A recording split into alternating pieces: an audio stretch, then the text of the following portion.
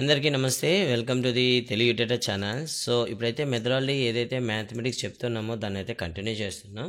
ఇప్పుడు next topic వచ్చేసి మనకి అభ్యసన సిద్ధాంతాలు. సో ఖచ్చితంగా 2 నుండి 4 ప్రశ్నలు అడిగేటటువంటి ఏరియా ఇది మనకు మెథడాలజీలో. సో మనకి మ్యాథ్స్ మెథడాలజీలో కానివ్వండి, సో ఏ మెథడాలజీలో కానివ్వండి, ఈ అభ్యసన సిద్ధాంతాలు అనేవి కామన్గా ఉంటాయి. ఇంకా చెప్పుకోవాలంటే మనకు సో పర్స్పెక్టివ్లో కానివ్వండి, అలాగే మనకి సైకాలజీ కానివ్వండి, ఇందులో కూడా ఈ టాపిక్ అయితే ఉంటుంది. సో దీన్ని అయితే మనం ఒకసారి కూలంకషంగా చర్చించుకుందాం. అండ్ ఎగ్జామ్స్ కూడాను డిస్క్రిప్షన్లో యాడ్ చేయడం జరుగుతుంది. సో 10 hours తర్వాత మీరైతే చెక్ చేయొచ్చు.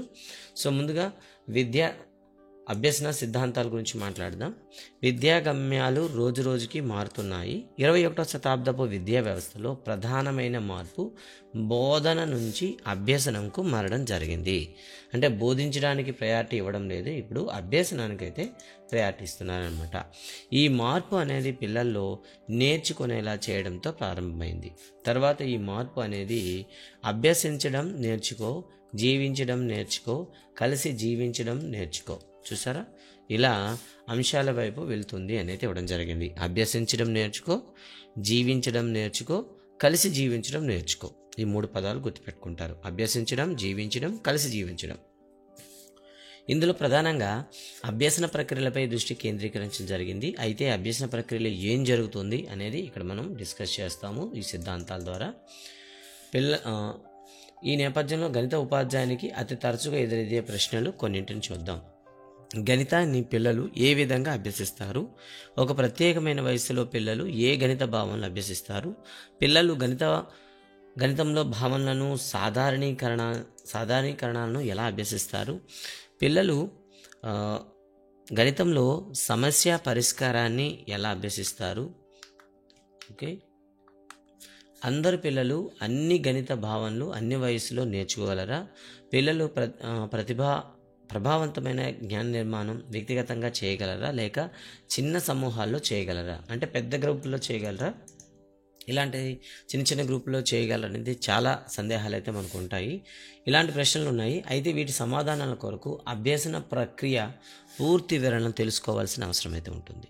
చాలామంది మనోవిజ్ఞాన శాస్త్రవేత్తల పరిశోధనలు, ప్రయోగాల ఫలితంగా అభ్యసన సూత్రాలు రూపుదిద్దుకున్నాయి. అందులో కొన్ని ప్రత్యేకంగా గణిత అభ్యసనానికి సంబంధించి ప్రయోగాలు కూడా నిర్వహించబడ్డాయి. ఆ ప్రయోగాల ఫలితాలు, అభ్యసన ప్రక్రియకు సంబంధించిన తగిన సమాచారం ప్రస్తుతం మనం అందుబాటులో ఉంది. ఈ అభ్యసన ప్రక్రియలకు సంబంధించి జ్ఞానం గణిత ఉపాధ్యాయునికి చాలా అవసరం.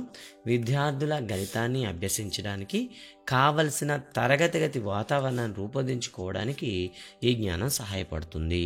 అంటే తరగతి గదిలో గణితాన్ని అభ్యసింపచేయాల్సిన శిశువుకు తగినంత ఉత్తేజాన్ని కానివ్వండి, గణితం పట్ల మక్కువ కలిగేటట్లుగానే మనం ఒక ఆకర్షవంతమైన తరగతి గదిని తయారు చేయాల్సి వస్తుంది. దీనిపైన మనం చర్చిస్తాం. ఇక్కడైతే మనకు పియాషే సంజ్ఞానాత్మక సిద్ధాంతం, వైగోస్కి సాంఘిక అభ్యసన సిద్ధాంతం, ఈ 2 కూడా మనం గణిత అభ్యసనానికి అన్వయమైనది చేసుకుంటాం అనమాట. సో ఖచ్చితంగా అడిగే ప్రశ్నలు ఇక్కడ నుండి మీకు స్టార్ట్ అవుతాయి. సో చాలా ఇంపార్టెంట్ కాబట్టి లైన్ టు లైన్ చూడండి. ఫస్ట్ వన్, జీన్ పియాసే. సో జీన్ పియాసే ఏ దేశానికి చెందినవాడు? సో ఫస్ట్ ఒక క్వశ్చన్, స్విట్జర్లాండ్. మరి ఇతను దేనికి సంబంధించిన వారు? మనస్తత్వ శాస్త్రవేత్త. ఓకేనా, మనస్తత్వ శాస్త్రవేత్త. ఇతను ప్రతిపాదించిన సిద్ధాంతం ఏమిటి? సంజ్ఞానాత్మక వికాస సిద్ధాంతం, cognitive or intellectual development theory అని పిలుస్తాం. సో ఇక్కడ ఒక ప్రశ్న సింపుల్, సంజ్ఞానాత్మక వికాస సిద్ధాంతాన్ని ప్రతిపాదించింది ఎవరు? జీన్ పియాషే. ఓకేనా. సంజ్ఞానాత్మకత అనేది వ్యక్తులు ఏ విధంగా ఆలోచిస్తారు, అర్థం చేసుకుంటారు అనే అంశాలను సూచిస్తుంది. సంజ్ఞానాత్మకత అంటే ఏమిటి? ఒక వ్యక్తి ఆలోచించే విధానము, అర్థం చేసుకునే అంశాన్నే సంజ్ఞానాత్మక అంటాం.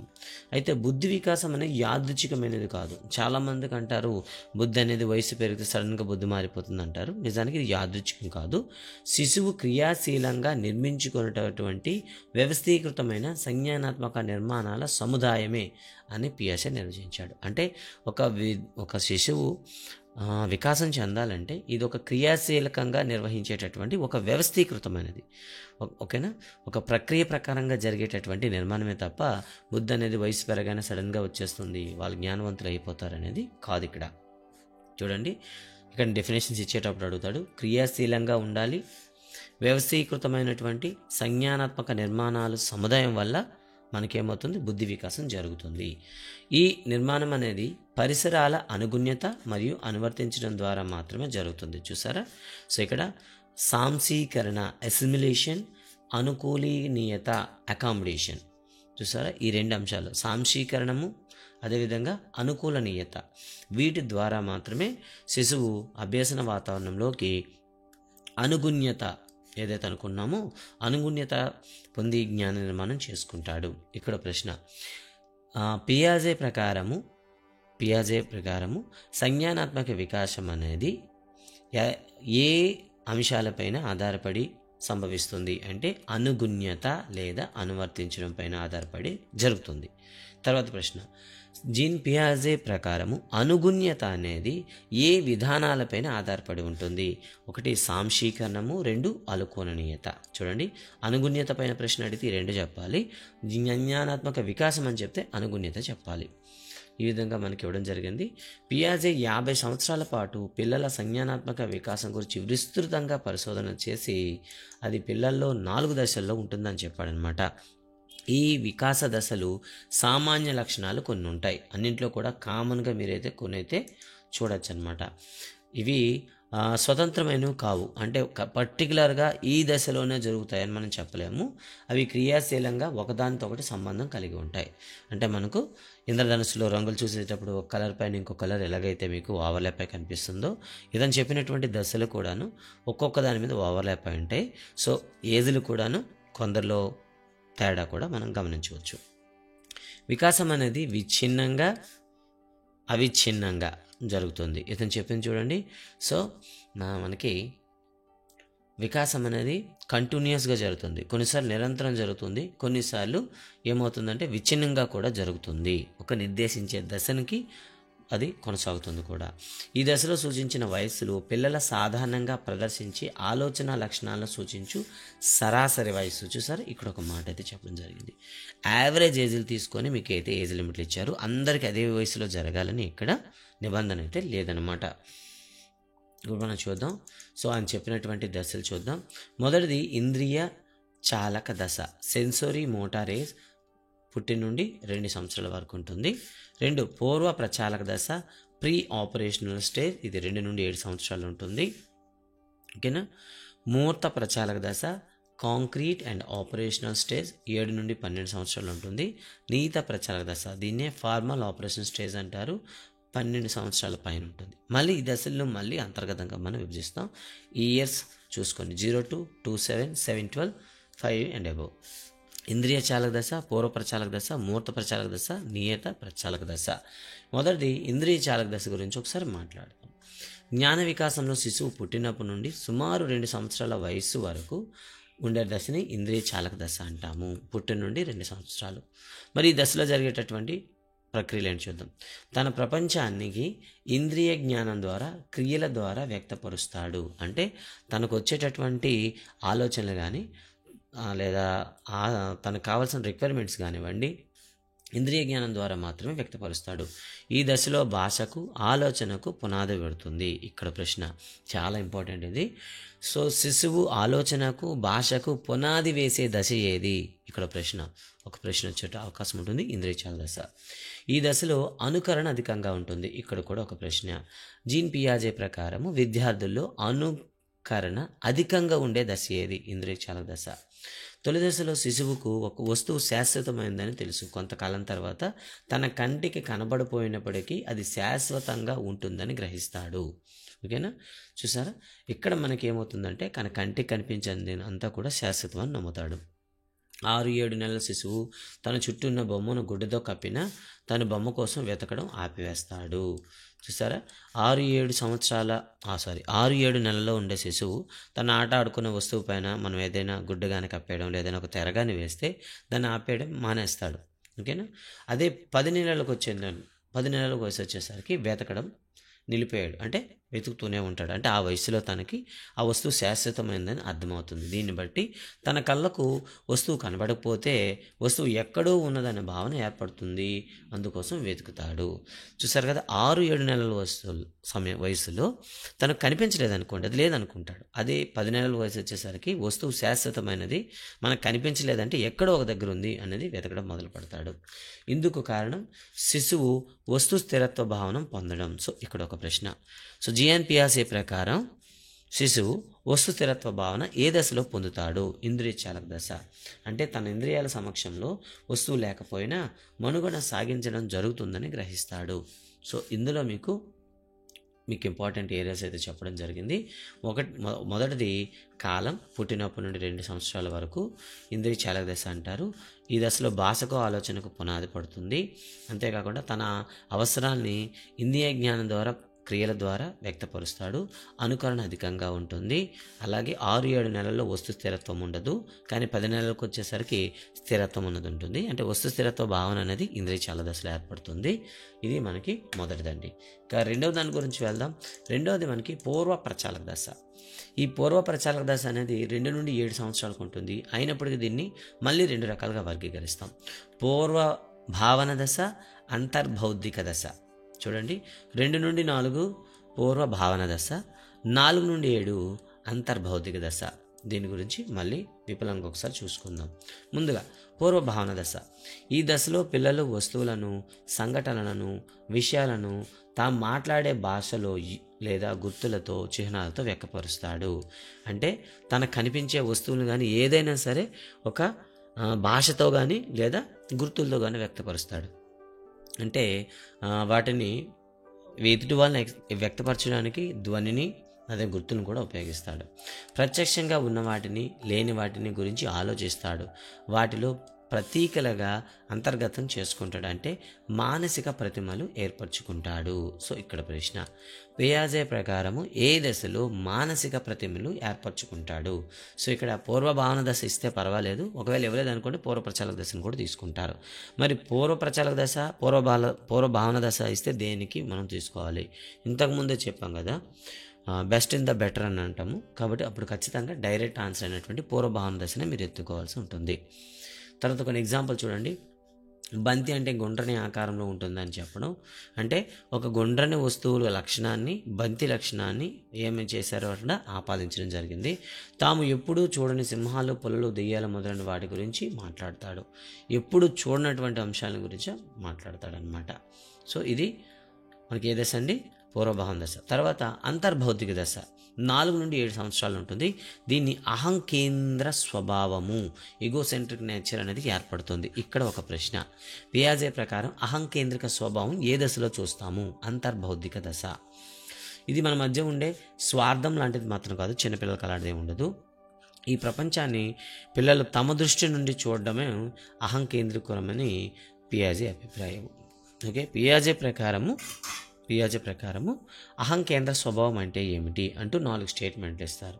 పిల్లలు తమ దృష్టిలో ప్రపంచాన్ని ఓకేనా స్వార్థం లేకుండా చూడడం, స్వార్థంతో చూడడం, లేదా ప్రపంచాన్ని తమ దృష్టి ద్వారా చూడడం అంటూ ఏవైనా ఆప్షన్స్ ఇవ్వచ్చు. ప్రపంచాన్ని పిల్లలు తమ దృష్టి నుంచి చూడడమే అహంకేంద్రకమని పియాజే అభిప్రాయము. ఈ డైరెక్ట్ సెంటెన్స్ ఉంటే మీరు చూస్ చేసుకోవాలి. భిన్నమైన అభిప్రాయాలు, ఆలోచనలు ఉంటాయని ఈ దశలో పిల్లలు ఆలోచించలేరు. ఓకేనా? సో డిఫరెంట్గా ఆలోచించడం కానీ, డిఫరెంట్ థాట్స్ ఉండడం కానీ ఈ దశలో వీళ్ళు చేయలేరు. ఈ దశలో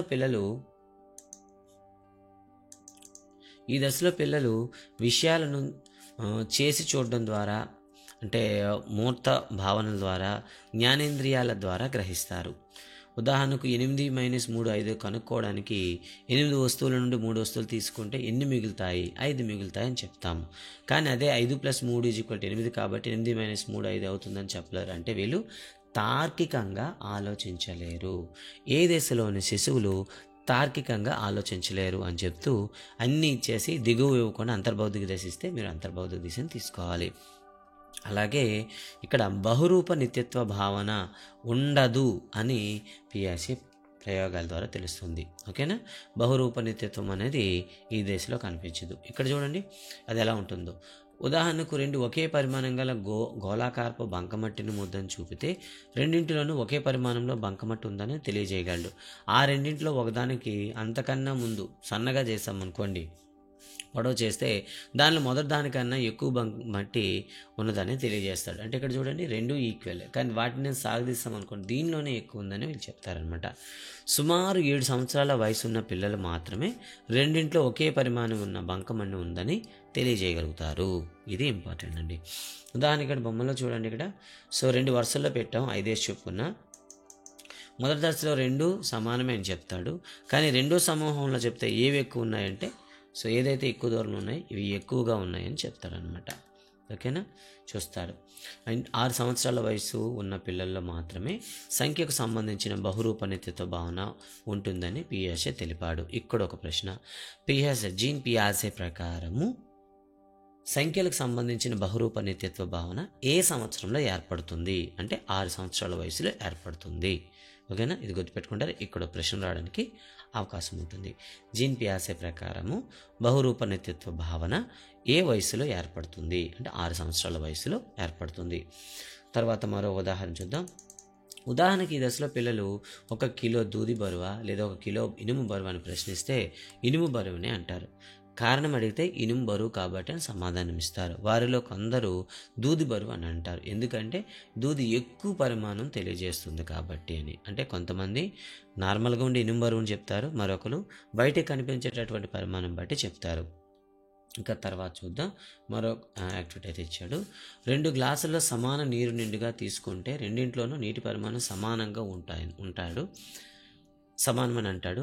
కానీ అతని ముందే పటంలో చూపిన విధంగా సన్నని గ్లాసులో తీసుకొని ఈ పాత్ర నీరు ఎక్కువ అంటాడు. అంటే ఒకవేళ దాన్ని ఏమంటాం మనం, మధ్య ఛేద వైశాల్యం తగ్గి సన్నం చేసి రెండింటిలో కూడా ఈక్వల్ బరువు ఉండేటట్లు, అంటే ఈక్వల్ వాటర్ పట్టేటట్లు చేసినప్పుడు కూడాను సో పొడవుగా ఉన్నదే ఎక్కువ నీరు ఉంటాయని చెప్తారనమాట.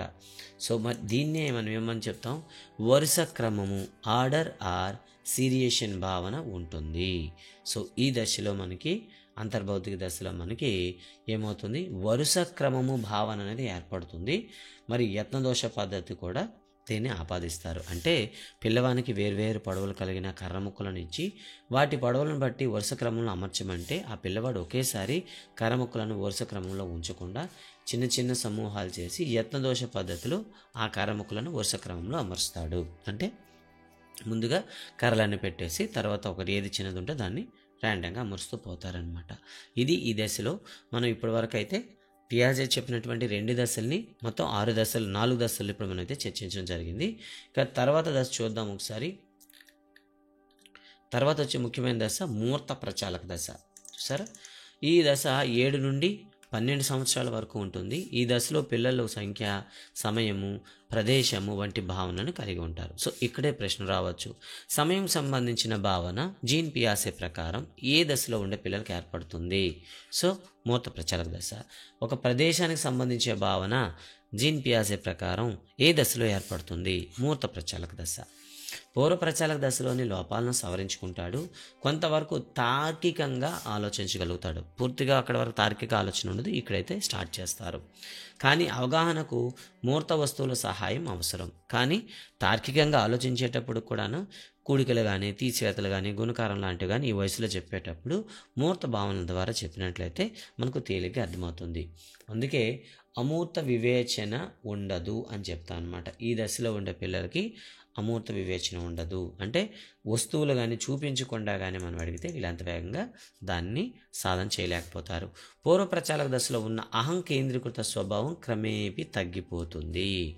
ఏదైతే మనకి పూర్వ ప్రచాలక దశలో అహం కేంద్రీకృతమైతే ఉంటుందని చెప్పాం కదా, అదైతే ఇక్కడ క్రమంగా తగ్గుతుంది. పిల్లలు ఇప్పుడు తాము ఆలోచించిందే వేదం కాదని, ఇతరులు కూడా ఆలోచనలు ఉంటాయని, తమ ఆలోచనలకు భిన్నంగా ఉంటాయని కూడా తెలుసుకుంటారు. ఇక్కడ ఒక ప్రశ్న రావడానికి మనకు అవకాశం ఉంటుంది. జీన్ పియాజే ప్రకారము తమ ఆలోచించేదే వేదం కాదని, ఇతరులు కూడా ఆలోచనలు ఉంటాయని ఏ దశలో శిశువులకు తెలుసుకుంటారు అంటే మూర్త ప్రచాలక దశ. సో ఇక్కడ కూడా ఒక ప్రశ్న రావడానికి అవకాశం అయితే ఉంటుంది.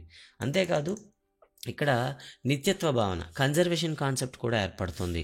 అంటే మనకి law of conservation of mass అంటాం, ద్రవ్య నిత్యత్వ నియమము, శక్తి నిత్యత్వ నియమము, ఇంకా చాలా మనం చెప్తాం కదా. అవన్నీ కూడా వీళ్ళకి కొంతవరకు. నిత్యత్వం అంటే ఇది నాశనం చేయలేము, ఉత్పత్తి చేయలేము, ఒక రూపం నుండి ఇంకో రూపాన్ని తీసుకెళ్ళగలం. దీన్ని మనం ఏమంటాం? నిత్యత్వ భావన అంటాం.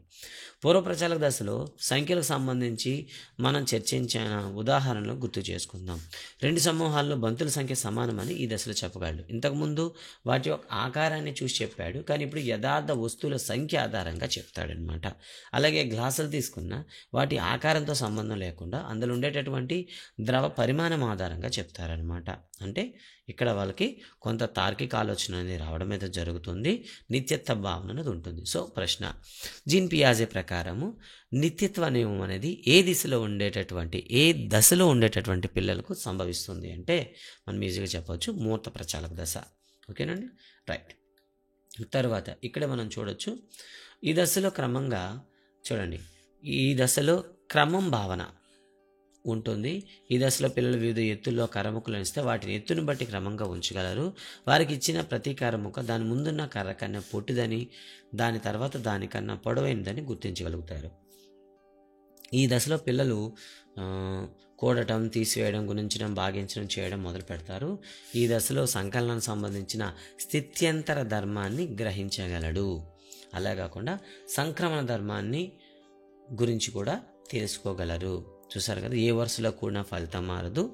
ఇది కూడాను ఈ దశలో వీళ్ళు తెలుసుకోగలుగుతారనమాట. ఈ దశలో వారికి వివిధ ఆకారాలను, వస్తువులను ఇస్తే ఆకారాలు బట్టి వర్గీకరిస్తారు. అంటే వర్గీకరించే లక్షణం కూడా మనకి మూర్త ప్రచాలక దశలో ఉంటుంది, కానీ భావనాపరంగా విభజించలేరు. ఉదాహరణకు గుండ్రని ఆకారంగా ఉన్న వస్తువులను వర్గీకరించండి. దానిలో ద్విపరిమాణం ఆకార వస్తు రూపం, త్రిపరిమాణం ఆకారం అయిన గోళాకారాల మధ్య తేడా గుర్తించగలరు. అంటే 2Dకి అండ్ 3Dకి మధ్య డిఫరెన్స్ అయితే గుర్తు చేయగలుగుతారు. ఈ దశలో పిల్లలు తమకు కనబడే వస్తువుల్లో ఏది పెద్దదో ఏది చిన్నదో చెప్పగలరు, కానీ కళ్ళ ఎదుట లేని వస్తువుపై ఈ నిర్ణయాన్ని తీసుకురాలేరు. అంటే నిజమైనటువంటి ప్రతిమలు కానీ వస్తువులు కానీ వీళ్ళు ఖచ్చితంగా అవసరం. అంటే ఈ దశలో పిల్లలు ఆలోచన మూర్త విషయాలకు పరిమితం అవుతుంది. ఈ స్థాయిలో అమూర్త ఆలోచన అంతగా ఉండదు. అందువలన ఈ దశలో పిల్లలు గణిత భావనలు అవగాహన చేసుకోవడానికి తగిన మూర్త అనుభవాలను కలిగించడం చాలా అవసరం. పూర్వ ప్రచారక దశలో జ్ఞానేంద్రియ ప్రభావం ఎక్కువ ఉంటుంది, కానీ జ్ఞానేంద్రియాల ప్రభావం తగ్గి ఇక్కడికి వచ్చేసరికి మనకి తార్కికంగా ఆలోచించడం పెరుగుతుందన్నమాట. సో మూర్త ప్రచారక దశలో జరిగేటటువంటి లక్షణాలను చూద్దాం. ఏ అంశాలు అభివృద్ధి చెందుతాయి? భావనలను పదిలిపరుచుకునే శక్తి, అంటే మనకి మెమరీ పవర్లో కానివ్వండి, ఒకసారి నేర్చుకుంది ఇంకో దానికి ఆపాదించడానికి దాని ఏమవుతుంది, ప్రిజర్వేషన్ అనేది వస్తుంది. వర్గీకరించే శక్తి పెరుగుతుంది, విశ్లేషణ శక్తి పెరుగుతుంది, వ్యతిరేక చర్య శక్తి కూడా పెరుగుతుంది. అంటే ఈ సంబంధించిన భావనలన్నీ కూడా వీళ్ళకి ఏర్పడడం అయితే జరుగుతుంది. ఇక 4వది నియత ప్రచాలక దశ. ఇది 12 సంవత్సరాల పైబడిన వాళ్ళందరికీ ఉంటుంది. దీన్నే మనం నియత ప్రచాలక దశ అంటే. ఈ దశలో ప్రత్యేకమైన సమస్యకు ఊహాత్మక జవాబును తార్కికంగా ఆలోచించగలిగే స్థితి ఉంటాయన్నమాట. సో ఊహించుకొని వీళ్ళు సమస్యను పరిష్కరించడానికి ప్రయత్నిస్తారు. ఈ దశలో అమూర్త ఆలోచన శక్తి పెంపొందుతుంది.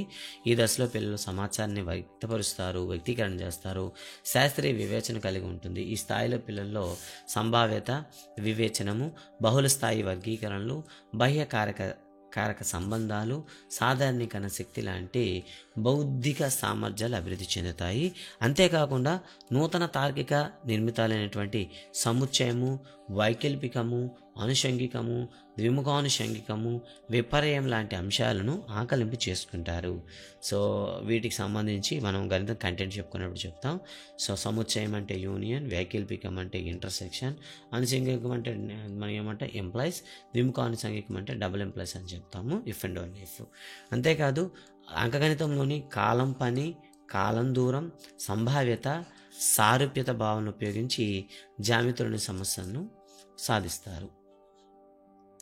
ఇక పైన వివరించిన దశలన్నీ నిరంతర అభివృద్ధి క్రమంలో ఏర్పడినవి, కానీ ఒక దశ నుండి మరొక దశకు ఆకస్మికంగా ఏర్పడినవి కావు. అంటే జీన్ పియాజే చెప్పినటువంటి అభివృద్ధి అనేది నిరంతరం జరుగుతుంటుంది. ఇది సడన్గా రాదు. ఒక దశను పూర్తయిన తర్వాత రెండో దశ అనేది జరుగుతుంది. ఏ వయసులో శిశువు ఒక దశ నుండి మరో దశలోకి వెళ్తాడో ఆ దశలోని ఆ శిశువుకు మరొక శిశువుకు తేడా ఉంటుంది, కానీ పిల్లలందరికీ సంబంధించి అభివృద్ధి క్రమం సమానంగానే ఉంటుంది. ఈ అభివృద్ధి క్రమం అనేది అందరిలోనూ సమానంగా ఉంటుంది.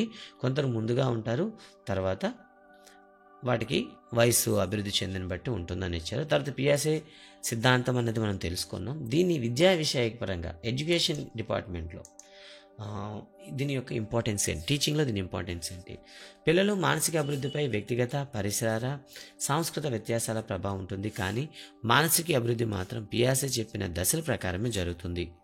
అంటే కొంతమందికి మానసిక అభివృద్ధి అనేది వ్యక్తిగత అంశాలపైన లేదా తన ఇంటి ఉన్న పరిసరాలు కానీ తను నివసిస్తున్న సంస్కృతంలో కానీ సాంస్కృతిక జీవన విధానంలో కానీ వ్యత్యాసాల ప్రభావం కనిపిస్తుంది. అయితే మానసిక అభివృద్ధి మాత్రం పియాజే చెప్పిన దశల్లోనే జరుగుతుంది. ఈ దశను ఆధారంగా జరుగుతుంది. సో కొంతమందికి ఆలస్యంగా జరగవచ్చు, కొంతమందికి వేగవంతంగా జరగవచ్చు. అది వ్యక్తిగత కారకం పైన కానీ, పరిసర కార్యక్రమం కానీ, లేదా సంస్కృతిలో ఉండే వ్యత్యాసాల ప్రభావం వల్ల కూడా జరగవచ్చు. అందువలన ఆయన సిద్ధాంతం అభ్యసన రంగంలో గొప్ప ప్రభావాన్ని కలుగజేసింది అని చెప్తారనమాట. ముఖ్యంగా చూద్దాం. పిల్లలను వయస్సు బట్టి అందించిన వివిధ మానసిక దశల్లో అడుగుపెట్టినప్పుడు ఉపాధ్యాయుడు ఆయా దశల్లో జరిగే మానసిక వికాసం లేదా పరిపక్వతను ఆ దశను పరిమితం దృష్ట్యా తగిన బోధనాభ్యసన అనుభవాలను కల్పిస్తే అభ్యసనం సక్రమంగా జరుగుతుంది. ఇప్పుడు వాళ్ళ యొక్క వయస్సులో మానసిక వికాసము, అదేవిధంగా ఏవైతే చలన కౌశలాలు ఉన్నాయో ఆ కౌశలాల అభివృద్ధిని బట్టి మనం ఇచ్చే వర్క్స్ కానీ మనం ఇచ్చే యాక్టివిటీస్ కానీ ఉండాలి. భావన అవగాహనకు ప్రత్యక్ష అనుభవం బాగా సహాయపడుతుంది. సో కాబట్టి మనం డైరెక్ట్గా వాళ్ళకి ప్రత్యక్ష అనుభవాలు కలిగించడానికి చేయాలి. లేదన్నప్పుడు దాని ప్లేస్లో మనం పరోక్ష అనుభవాలు కూడా కల్పించవచ్చు. కొత్తగా భావన నేర్చుకునేటప్పుడు పూర్వ భావనలకు కొత్త భావనలకు మధ్య సంబంధాన్ని సూచిస్తూ నేర్పాలి. అంటే కొత్తగా ఏదైనా ఒక అంశం మనం చెప్పేటప్పుడు పాతదానికి కొత్తదానికి ఉండే సంబంధాన్ని మనం వ్యక్తపరచాలి. ఒక భావన వ్యతిరేక భావనకు సూచించడం ద్వారా పూర్తి అవగాహన జరుగుతుంది. ఒక భావన మనం బోధించేటప్పుడు దానికి వ్యతిరేక భావన కూడాను మనం చెప్పాలి. చెప్పినప్పుడే మొత్తంగా ఒక స్ట్రాంగ్ బేస్ అయితే ఏర్పడుతుందని చెప్తారు. జ్ఞానాత్మక వికాసానికి బోధనాభ్యసన ప్రక్రియలు తోడ్పడతాయి, కానీ శిశువు గ్రహించడానికి సిద్ధంగా ఉన్నప్పుడే బోధన ఫలవంతం అవుతుంది. జ్ఞానాత్మక వికాసం ప్రకారం మన బోధనాభ్యసన ప్రక్రియలను క్రియేట్ చేయాలి. ఇలా క్రియేట్ చేసినప్పుడు కూడాను పిల్లల్లో రెడీనెస్ ఉన్నప్పుడు మాత్రమే బోధన సక్సెస్ అవుతుంది. కాబట్టి పిల్లల్ని మనం రెడీ చేయాలి. పూర్వ ప్రాథమిక పాఠశాల పిల్లల పూర్వ ప్రచాలక దశలో ఉంటారు. సాధారణంగా మనకు ప్రైమరీ పాఠశాలలో పూర్వ ప్రచాలక దశలో ఉంటారు. వీళ్ళకు తగిన ప్రత్యక్ష అనుభవాలు, మూర్త అనుభవాలు కల్పించాలి. ఈ దశలో ఆటలు, పాటలు, కథలమైనవి బోధనా కార్యక్రమాన్ని పొందుపరచాలి. వాళ్ళ ఇష్టాలు మనం తెలుసుకొని, అంటే ఆ స్థాయిని బట్టి మనం ఏం చెప్పాలి, బోధన అయితే చేయాలి. ప్రాథమిక స్థాయి పిల్లల మూర్త ప్రచాలక దశలో ఉంటారు. చూసారా, వీళ్ళు మూర్త ప్రచాలక దశలో కూడా ఉంటారు. వీరికి మూర్త అనుభవాలు, ప్రత్యక్ష అనుభవాలు కలిగించడం ద్వారా గణిత భావన పట్ల, ప్రక్రియల పట్ల అవగాహన పెంపొందించవచ్చు. ఈ స్థాయిలో బోధనోపకరణాలు వాడాలి. అదేవిధంగా కృత్యాలు, ప్రాజెక్టులు, అన్వేషణల ద్వారా బోధనను సమర్థవంతంగా కొనసాగించాలి అని అయితే చెప్పడం జరిగింది. ఇంకా ఉన్నత పాఠశాలకు వస్తే వీళ్ళు అమూర్త భావనలపైన అవగాహన ఉంటుంది కాబట్టి ఇక్కడ అమూర్త ఆలోచన కలిగిన పాఠ్యాంశాలు బోధించడం ప్రారంభించాలి. ప్రాథమిక పాఠశాలలో పాఠ్య ప్రణాళికను సమగ్ర దృష్టిలో పియాజే సూచించిన సంజ్ఞానాత్మక వికాస దశలు పిల్లల మానసిక పరిపక్వత పరిమితులను అనుగుణంగా రూపొందించడంలో ముఖ్య భూమిక పోషిస్తుంది. అంటే ప్రాథమిక దశలో మాత్రం ఖచ్చితంగా మనం ఈ పియాజే దశలను ఉపయోగించుకొని బోధన చేయాలనడం జరిగింది. సో ఇదండి పియాజేకి సంబంధించి. తర్వాత మన వైగోస్కి సాంఘిక అభ్యాసం సిద్ధాంతం అనేది తర్వాత వీడియోలో మీకు వస్తుంది. సో ఈ వీడియోలో మీకు ఎక్కడెక్కడ ప్రశ్న అడగడానికి అవకాశం ఉంటుందో మీకు అక్కడ మార్క్స్ మరీ వేసి చెప్పడం అయితే జరిగింది. సో వీడియోని 2-3 సార్లు చూడండి. అండ్ అదేవిధంగా దీంట్లో కీ పాయింట్స్ నోట్ చేసుకోండి. దీనిపైన ఎగ్జామ్స్ కూడా మీకు ఇవ్వడం జరుగుతుంది. సో దీని డిస్క్రిప్షన్లో యాడ్ చేయడం జరుగుతుంది. దాన్ని కూడా మీరు ఫాలో అవ్వండి. Thank you very much. ఈ వీడియో మీకు నచ్చినట్లయితే లైక్ కొట్టండి, మీ ఫ్రెండ్స్ అందరికి షేర్ చేయండి. మరిన్ని వీడియో కోసం మా ఛానల్ సబ్స్క్రైబ్ చేసుకొని కింద బెల్ ఐకాన్లో ఆల్ నోటిఫికేషన్ ఎనేబుల్ చేయండి. సో నెక్స్ట్ అయితే మనకి వైగోస్కి సిద్ధాంతపరంగా చెప్పిన అంశాలైనటువంటి అతని సిద్ధాంతం ఏమిటి, అభ్యసన సిద్ధాంతం మనకు ఎలా ఉపయోగపడుతుంది అనేది నెక్స్ట్ వీడియోలో అయితే చూసుకుందాం. అంతవరకు థ్యాంక్ యూ వెరీ మచ్. జై హింద్.